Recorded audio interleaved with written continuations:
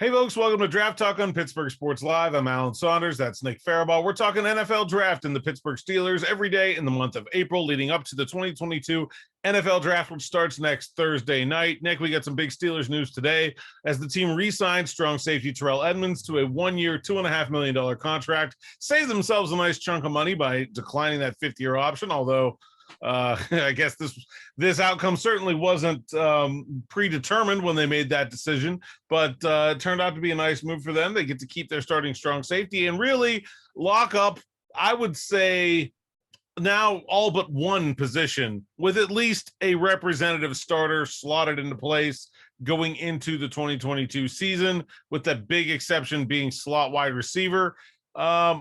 I think it's a pretty fair deal for Edmunds. Actually, I think it's a very team-friendly deal. That's a pretty cheap contract at $2.5 million, 1 year. So we'll have to do this again. But just first glance, I like the move, and I thought Edmunds had a really underrated season. I thought he was pretty good. His run defense maybe not up to the usual standard, but there were problems with the two layers in front of him that I feel like went into that. I thought he was good last year. I don't think he's ever going to be an elite player. He doesn't give you playmaking ability. Like, that's the big thing. That's probably the reason he stayed on the market so much. But also, I think part of that, people will take him being on the market so long as him not having interest. I think it was more so him waiting out to see if he can get a more lucrative offer. And then I think he's, kind of getting here. He apparently had 3 offers on the table. So there was interest for him. And he comes back to Pittsburgh because it makes the most sense for him to come back to Pittsburgh. He knows Minka. He works in this system already. And so if he's, only 1 year deal, so if he's going to get his payday, it's probably going to be back where he was, in a really good defense with better front seven than it was last year, with probably, quite honestly, it's easily possible that they get better cornerback play this year as well than last year. So that's possible too. So it makes sense for him to come back. I think it's a good move. And again, the Steelers have a guy now with 60 games of starting experience at the strong safety position right there. Strong safety is not a panic spot anymore. They have the guy they need for this year, and they have a guy that is perfectly serviceable to start. And that is exactly what they needed. Edmunds can start every game, and the Steelers would not be any worse off for it. He's a good starting strong safety. And I think he's now one of the cheapest starting strong safeties in the NFL, which is really, quite a steal. He's pretty solid. As we've said, they've developed him. I think they have really developed him quite nicely. And this is like the first defensive back, it feels like, in a long time they've truly taken from draft to now, and they've developed them. And you can argue with Cam Sutton, yeah, but Sutton came in kind of polished and ready to go. But, Edmunds is raw, and they developed him, and he put in the work. And so he's back now, and it makes complete sense to me. Fits what they want to do in that 2-high system. I think he's a nice fit for them. And again, I think it gives them a ton more flexibility, and it just makes so much sense to me to bring him back, keep the continuity. You and I were both at the combine, and one of the big things that Colbert talked about was like, okay, we would need to have continuity on the back end, because we saw what happened on the offensive line last year, and it was not good. So you weren't going to let that same thing happen to the secondary. And they did. The only guy that out of their starting 5 that you would talk about that's not going to be back is Joe Hayden. Maybe he's still out there. True. I don't see that happening, but I don't either, but as we see, it's certainly possible. Very similar to me in many ways to what happened with Juju Smith-Schuster last year, where he went out and looked at the market, didn't like what he see, and decided that if he's going to make a 1 year bet on himself, it's better to do it with the team and the system that he's already familiar. So I think this makes sense for Edmunds too. If he wasn't getting the deal that he liked, or wasn't getting the term that he wanted, I think this makes a lot of sense. The other thing, I think you feel really good about Terrell Edmunds is outstanding physical condition, and never misses a game, is in incredible shape.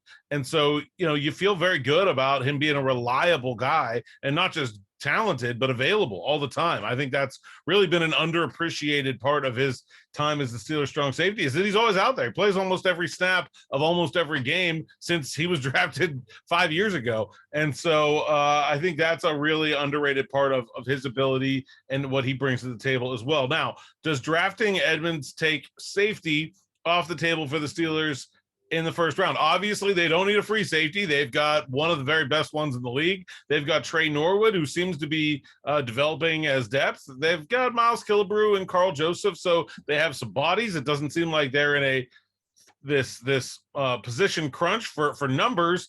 It doesn't seem like a big need anymore, but doesn't take it totally off the board at number 20. I don't think so. I really don't. I think, 1-year deal. I think that they want a playmaker there. I really do. And I think that's what they want. That's been their whole focus for the secondary ever since Minkah Fitzpatrick has come in, really ever since Terrell Austin has come in. They've wanted ball hawks, right? They have looked at ball hawks, and that's what they want. And so they have playmakers. Ahkello Witherspoon is a classic playmaker. Minkah is obviously the best playmaker, maybe in football at the free safety position. Levi Wallace was a guy that had some ball production over his career. Cam Sutton has proven to be able to do that. Maybe not as lucratively as other guys, but he's proven to be able to do that. So turnovers are the name of the game for the Steelers. And so I think that they want a playmaker there. And there's plenty of playmakers in this class. Now, I think that Edmunds is a good safety. And if they want to, they could go as many years with him as they really want to. If next offseason he has another good year and they sign him to a 3-year deal, would not surprise me. But I think you look at what they have at 20, and we said this during the show. I think there's a few really good players they could draft there. Kyle Hamilton falling, obviously, that's a no-brainer. But I think that one, even it doesn't matter. Like, that's just such a good player. There's no reason he should even be talked about it being at number 20. Yeah, I can see if he's there. I think the big thing also is that it takes their need from a current need into a future need. So I think it changes things a little bit. Like, we talked about the guys that talked about Scene, and we talked about Dax Hill, and we talked about like Jaquan Brisker and how those guys at the end of the first round might fit into the Steelers scheme.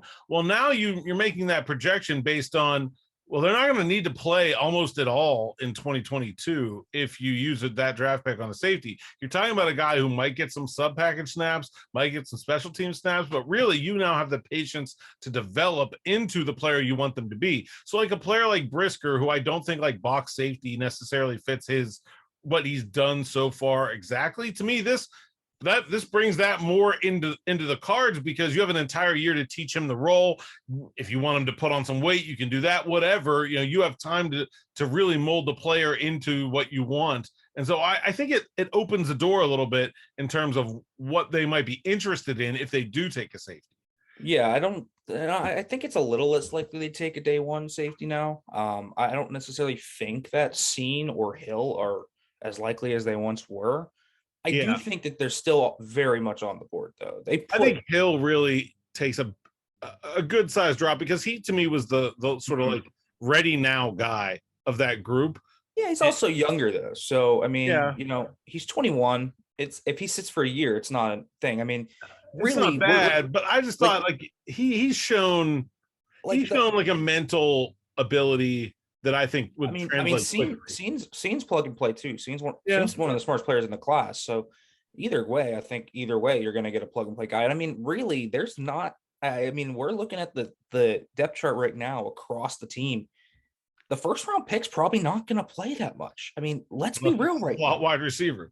Yeah, and they haven't shown the interest. Really, any wide receiver would probably play, because they've shown interest in day 2 receivers, not day 1 receivers. They haven't shown interest in the day 1 guys. They did, other than Jameson Williams, the 2 Alabama guys, and that's really it. I mean that. Yeah. I mean, round 2, I could start to name you all the different names they've started to look at. Round 3, round 4, they're going to draft a receiver early, and he'll probably start. He'll probably get the most playing time out of any of these players, to be quite honest. That receiver that gets drafted is going to play a lot.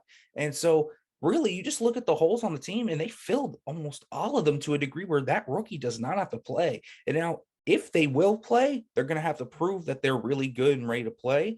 And so I think to them, if the value's there at 20 and they have Scene or Hill really high on their board and they really like them, I think they'll take them still. I don't think this is going to deter them. Again, Edmunds is a future, safety's now a future need, but so is cornerback. They don't need to draft a cornerback, but they can if they really inside want linebacker. Now I think safety, corner, inside linebacker, those positions you can almost sort of put in the same box where like it's a future need, but not a current need. There are also positions where they have a guy, but could clearly upgrade on that player, like tackle, like interior offensive line, like quarterback, frankly. I mean, they have 2 quarterbacks. They just want better ones. Yeah.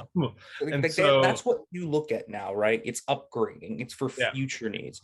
And that's what they're future trying to needs then do is now. upgrading on the current talent level. I Yep. totally agree with that. That's exactly what they're doing. And safety would be the same thing. You would get a playmaker, and you would have ball hawks at both safety spots. That's what you would be doing.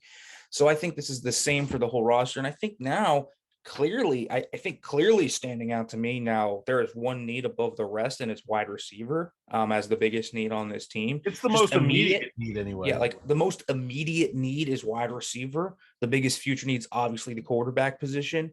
But this now makes safety on that same plane. Safety is no longer elevated anymore, but it is elevated in the same way that corner is elevated because they have shown so much interest in the pre-draft process in the safeties. So I think a guy like Seen, who fits with them so well, I mean, I could see them drafting him because remember when they drafted Edmunds as well, they signed Morgan Burnett. Now Burnett ended up being a complete bust of a signing, and they had to throw Edmunds in there early. But Edmunds wasn't supposed to play his first year. He was supposed to be a sub package linebacker type, maybe the dime backer that would come in a little bit and play a little bit. That wasn't the plan, but he got thrown in early. So, drafting a guy like Lewis Seen, and I mean, I don't see a downside to that. They think he's a really good player and he's worthy of that pick. I think it's the same thing. If you see a corner that's worth that pick, go with it. If you see a tackle that's worth that pick, go for it. Really, they could draft any position, and I think we're at this point now in that first round. They could draft any position to upgrade the talent level at every position aside from tight end and running back, and that's really the other than obviously the specialist as well. Probably would not. Yeah, probably not edge. I mean, I don't think they would take edge unless something absolutely insane happened.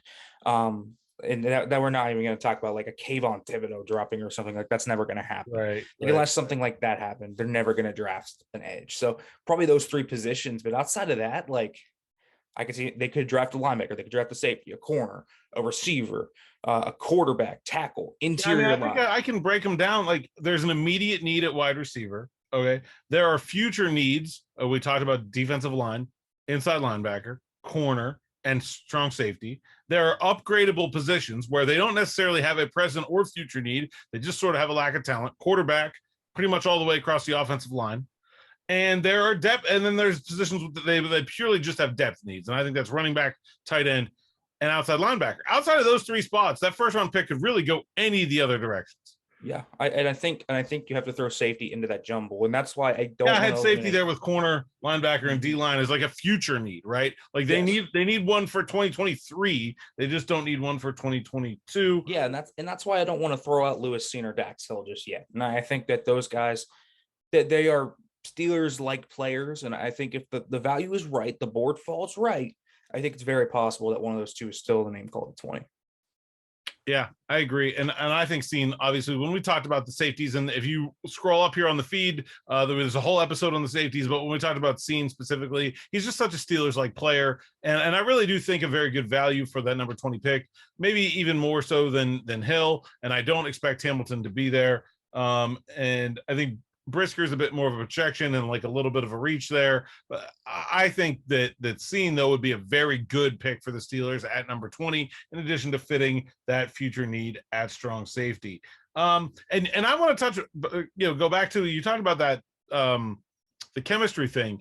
I think that's a very underappreciated part of this move is the Steelers offensive line fell apart last year after they tried to replace 4 or 5 starters. The Steelers went into this offseason with 4 of their 5 starting defensive backs going into free agency, right? Everyone except for Minkah Fitzpatrick and Cam Sutton. So I guess 3 of 5, 3 of 4, and also like important depth pieces. And they re-signed Ahkello Witherspoon. They re-signed Terrell Edmunds. They re-signed Art Millette. Really, I mean, now the whole defensive back room is back. They even re-signed Miles Killebrew and Carl Joseph. Like they're all back now except for Joe Hayden.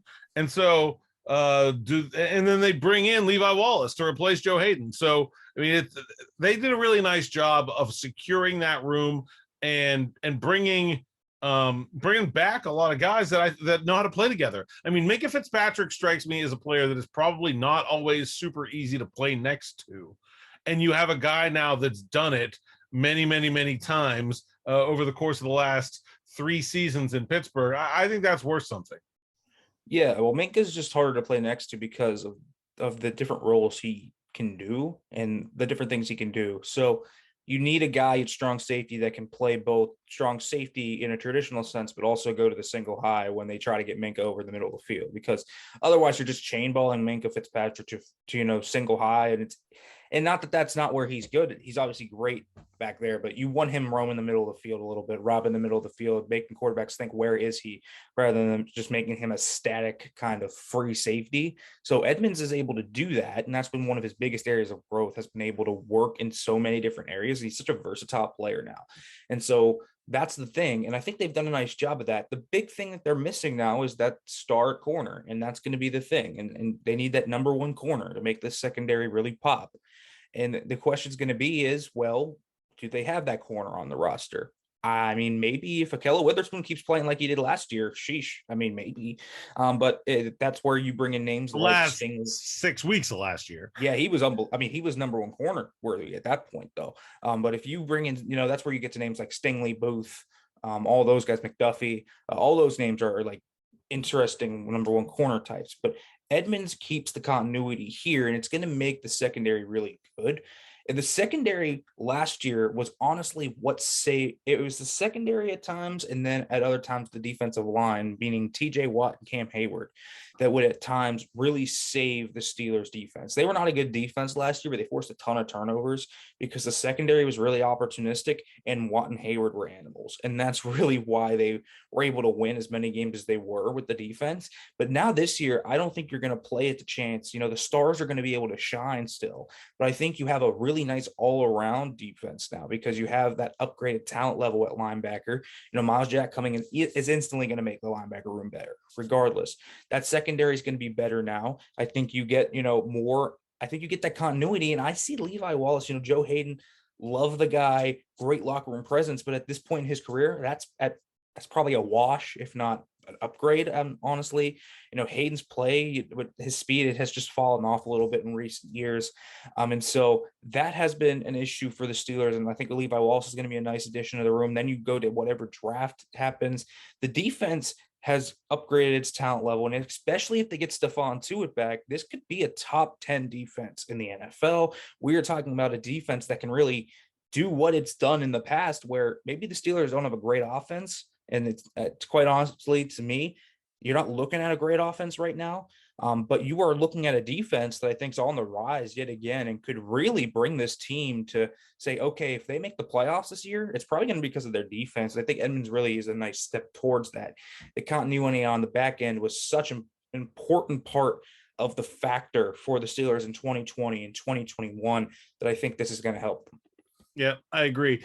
And talking about that offense defense battle, I still really feel like, even though safety is still on the board and a number of these positions that I talked about with either upgradable or future needs, like defensive line and linebacker and corner and safety, are on the defensive side of the ball.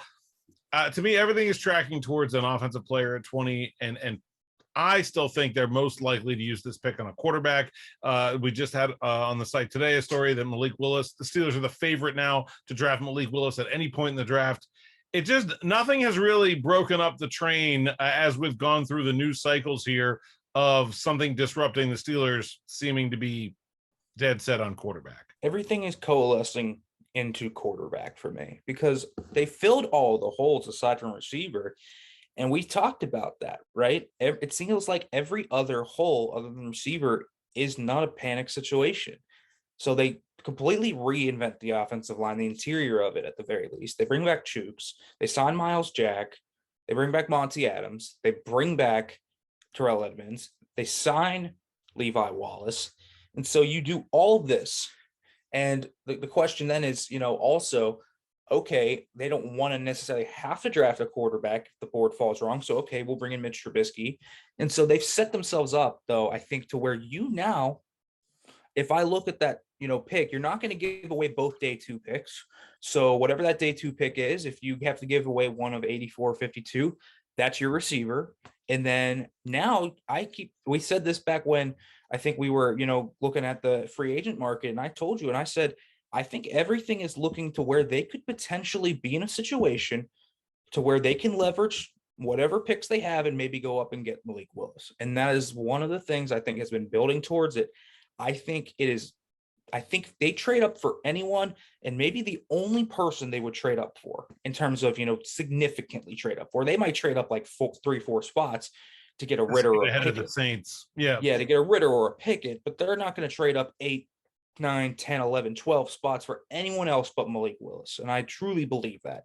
And so I think they have set themselves up for a position where they could comfortably say, we don't have any immediate holes to fill other than receiver. We're going to have another day 2 pick. We like the depth of this pick. So that day 2 pick is going to be a receiver. And now we can see what we have in terms of our trade offers. And if we feel comfortable, we're going to pull that trigger and we're going to go get Malik Willis. Yep, I agree. And I think everything just keeps tracking to that. Today's news included. Nick, when we get back to this, we'll start to wrap up those position by position sort of breakdowns.